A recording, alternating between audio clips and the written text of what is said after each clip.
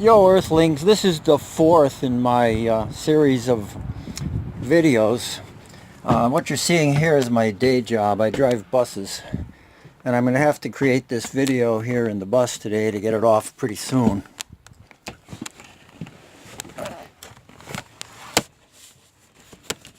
So anyway, whoops. Let's see. That'll do it. Oh boy. Sure. The previous one plays 11 minutes 48 seconds. I'd prefer you view it prior to this one, which is a continuation. But here's a brutally quick list of its main points. Time comes in invisible quantum lumps, 10 to the 43rd seconds. Existence is actually intermittent. It's expressed and deleted 10 to the 43rd times per second. The universe wasn't created in a big bang 13 billion years ago. It isn't a creation. It's a conception.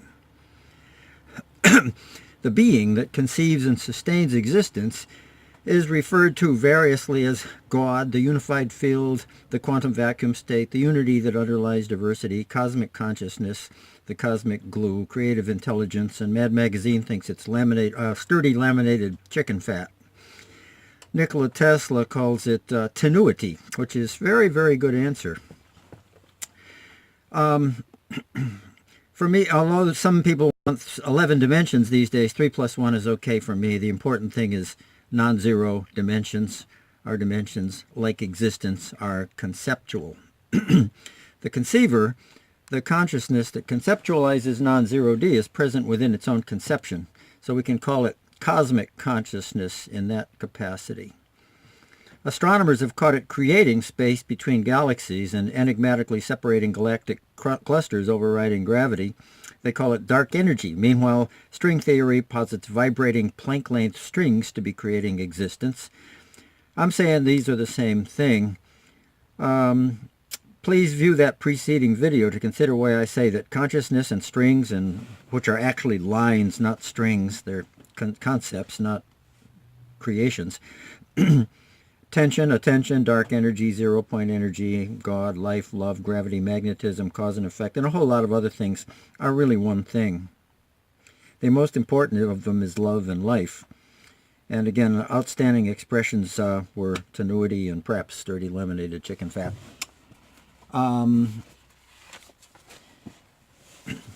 Since nothing changes within one quantum of time, the changes that we see in ourselves and in our world must occur between the quanta, between our many appearances in this universe. This basic intermittency of manifestation is a problem for science, which is a means for gaining knowledge through empirical observation. Science, with its microscopes, telescopes, and oscilloscopes, can see diversity, but not the underlying connectivity. The etymology of the word science, SCI, is split. The split is between observer and observed. So tenuity can't be scientifically observed because it is the observer, it is the self. The thinker of thoughts is the central pivot, that's a word from the Rig Veda, of all persons. The conceiver is the center, the self, in every person. Compare the Bible quote, God made man in his own image, says the same thing. This is why we agree with one another on perceptions. Like this is up, this is down, this is a horse, this is a tree. The thinker in each of us is the same omnipresent thinker. Our environment is a thought. We see the same environment that our friends see because we are like individual radios tuning in on and playing the same station. There is no horse, no tree, no creation, only conception. And this begins part 2. There is no creation, only conception and misconception. We don't agree on everything. We do have arguments. We do take conflictive action on one another arising from incongruent thoughts. Some of us build a city, others turn the city into a crater and its people into vapor. We inflict abominations like war and prison camps and commercial TV on each other. We fail to consult the conceiver as we play in the concept.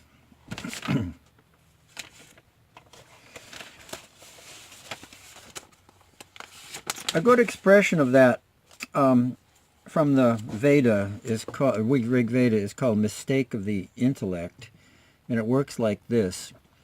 As the consciousness conceives, things are created, conceiver concept, or observer observed, or subject object. Consciousness frees itself from form Consciousness reverts to itself, to purity, to zero dimensions, to infinite symmetry, to full potential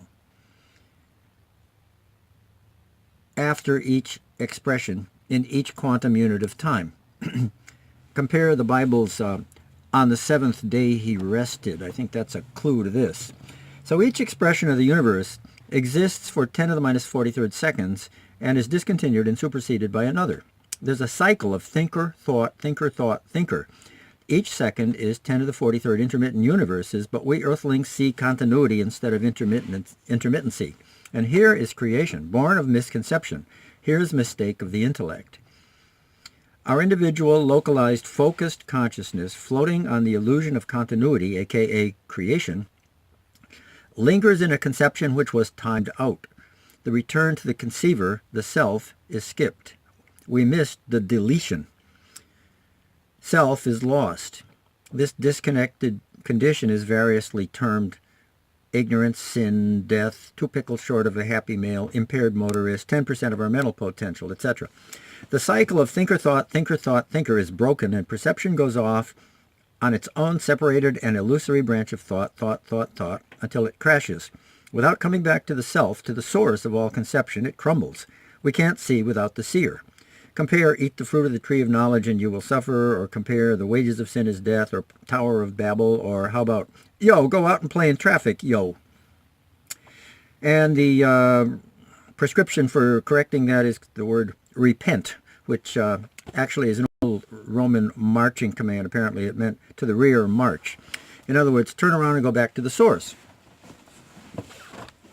Now, chances are the best way to do that is meditation and related procedures, but I'll continue here. Without the direct experience of our identity, capital I, each of us invents a separate mental picture of who we are. We define ourselves in terms of our experience. If you ask someone who he is, he'll usually give you a list of things, all of which are derived from his environment. He'll say something like, I'm 40, I'm a bus driver, my IQ's 100, I can run 18 miles per hour, Fluffy May loves me, etc. Each person's list is different. Diversity predominates. Unity is forgotten. Each person thinks of himself as a separate being. We personify a list. And I'll call this version of the identity self-image. So self-image expropriates extrinsica and redefines them as self. Being awake to our source, our identity as infinite and connected with all others, is a subtle state of consciousness. Enlightened people, sometimes called saints or yogis, work at this. They're consciously more aware of this quiet level of reality. The rest of us, no. Nevertheless, unobtrusively, consciousness does its thing, conception. Therefore, perception of things outside is available to us.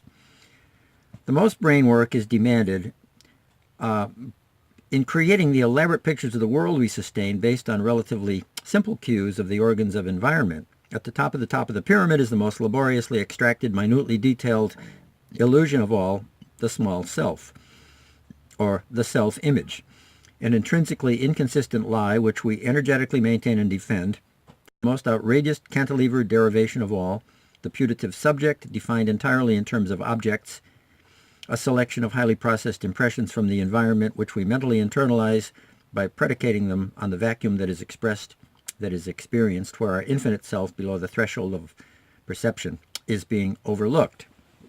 Again, who you really are is an infinite ocean of consciousness, but this reality is obscured totally in quote-unquote ordinary 10% consciousness.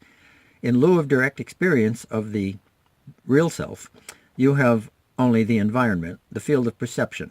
From this absurdity of an overwhelming onslaught of objects of perception and an absent subject or perceiver, the mind busies itself trying to extract self-definition. Needing a platform of operations, you make a conceptual subject with your mind and sustain this conceptual illusion at all costs. You define erroneously the thinker in terms of thoughts, and you invent self-image. The resultant shallow rendition of your identity is a concept, not the conceiver, and it is individual, not universal. It isolates you from other people. Your innate state of connection, oneness, love, commonality, and comfort with them is forgotten along with the ocean. Small self is a limiting, imprisoning impostor, but it insinuates itself so perfectly that we call it I and think of relinquishing it as death. You can't awaken to your interconnection with others while retaining this counterfeit I. It has to die. Small self has to be given up. Big self has to wake up. Compare. In order to gain his life, a man must lose it. A quote from Jesus. Consciousness, by its nature, is infinite correlation. Consciousness does not require structure to grasp and relate things. Lack of consciousness does. Short on this enlightenment, we crave structure. We seek to understand our perceptual domain with conceptual frameworks. We invent paradigms that collect and include all our experience only. It's from this boxed subset of reality that we retro-derive a self-image, the small self. Small self is an assemblage of impressions from within the known subset of reality, so this self-image thrives only within a given conceptual framework. One's level of consciousness is not proportional to how much one's mind occupies specific forms. It's the opposite, how much one's consciousness is fluid and available for fresh perception. Education's etymology, to lead out, exducare, is really freeing consciousness, which is not conscious because of its incapacitating allegiance to structure. Acquiring facts that fit tidily within a current conceptual framework is not significant. Rather, education is served with new perceptions and experience that are outside of that framework and which necessitate the discarding of it in favor of a new, more comprehensive view to integrate the new knowledge. Learning significant new things requires relinquishing old forms which the mind was sustaining. If self-identification is through those forms, there's considerable process. This strikes against the pillars that support the self-image, which derive from and lives only within that conceptual framework. Input which demonstrates a conceptual framework to be invalid deprives the small self of legitimacy, of its basis for existence. That's why education has been described as man's biggest war. We cling more steadfastly to our ignorance than to anything. We go to harmful lengths to fortify our systems of illusion and self-definition. New outside-the-box information, or we should call it X-formation, kerfluffles the comfort zone. To acknowledge it is death to that self-image, and people resist the necessary reconceptualizations. All perception becomes limited by being seen through eyes whose first duty is to protect and maintain the self-image. That's called selective perception. Compare the Bible's men prefer the darkness to the light, or the Quaker hymn, the road to the valley of love and delight is, Bible, through the valley of the shadow of death. The first concomitant of ignorance is fear, trait anxiety. Reluctant to change and grow, some people take extreme measures to deny their insecurity. In an effort to be invulnerable, they overprioritize being wealthy. Like trying to make a lie more credible by detailing it, they fortify the conspicuous basis of their self-images with extravagant materialism. And this relates to some currently societally destructive behavior of the 1%, with their pillared, parquetried, chandeliered mansions, 8-car garages, and various stratagems to exploit, like payday loans, etc., and insulate themselves from, rather than rescue and heal the now starving multitudes in the hub city.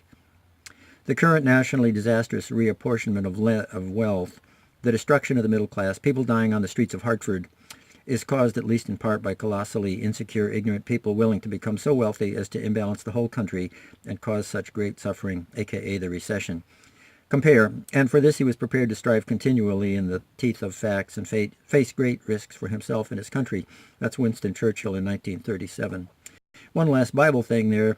It is easier for a camel to pass through the eye of the needle for a wealthy man to enter the kingdom of heaven. And my 15 minutes is about up, so we'll go for another sector following this as soon as possible, where I'll get into more stuff. Thank you. Bye.